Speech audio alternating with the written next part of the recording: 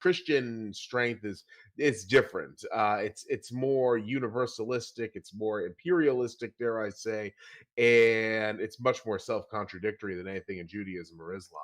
I think that the question fundamentally of why Judaism and Islam have this spine that Christianity lacks is not one easily answered.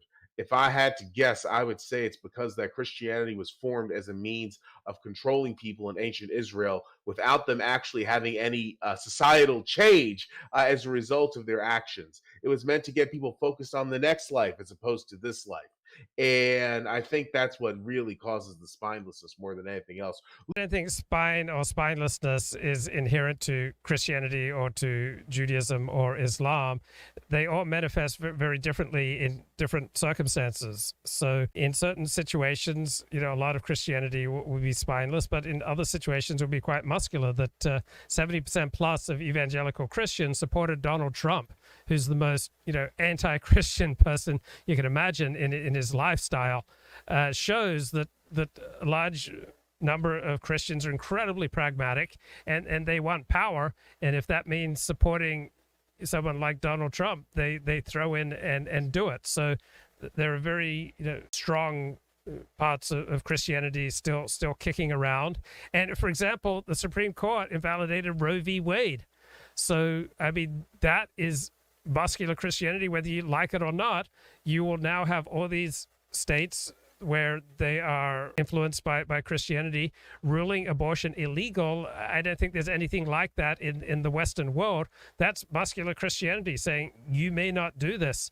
So if you think that Christians lack spine, well, keep watching what the U.S. Supreme Court does. There's no inherent reason that the U.S. Supreme Court will not invalidate gay marriage. There's no inherent reason that the U.S. Supreme Court won't invalidate sodomy restrictions, the restrictions against having sodomy laws. It's possible that what if the U.S. Supreme Court, ruled birth control illegal? Watch what this U.S. Supreme Court does. It's already done all sorts of things that 5 years ago all the smart people said, absolutely not possible. This will never happen. So you may see a lot more muscular Christianity coming down from the U.S. Supreme Court. I don't know. When it comes to abortion, I don't think, obviously people do in the U.S. tend to base their opposition on their Christian belief, but I have read the New Testament, something I often say, and there is nothing in there which I could tell that prohibits abortion at all. I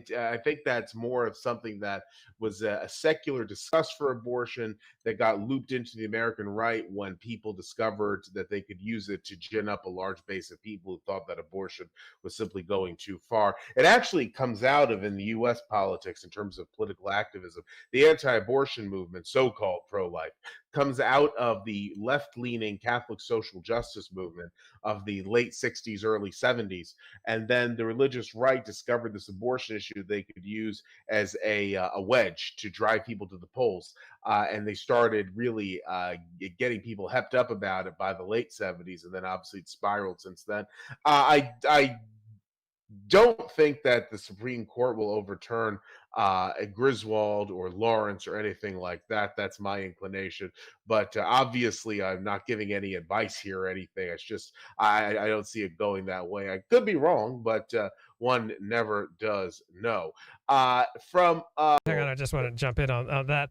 Christianity is not primarily a religious text. It is a culture. From a secular perspective, Christianity, Judaism, Islam, these are cultures, and cultures have texts, but that doesn't mean that the texts are determinative. It's not like there's one text that then defines Christianity. Christianity expresses itself differently depending on the people and the circumstance. So in America, the last 50 years, for I think primarily completely secular reasons, Christians have made abortion the number one issue. For one thing, because it's socially unacceptable to say we hate black people.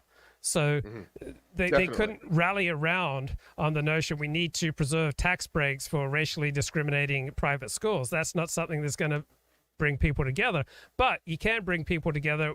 We want to save life. We want to protect the unborn. We've got this, mass murder scourge. Abortion's not primarily about abortion. Abortion is a way of standing up against a degenerate outside world. It's a way of bringing people on the right together.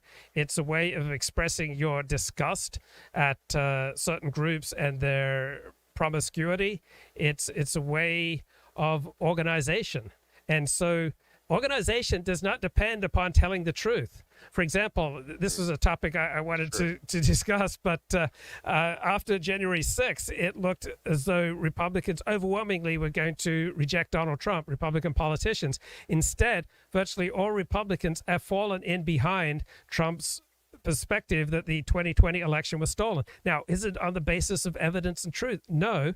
They got a sophisticated reinterpretation of Trump's claims, which made the point that voting regulations were changed and not by legislatures prior to the 2020 election. So they found a sophisticated, tenable way of falling in behind Trump's line, which unites people on the right.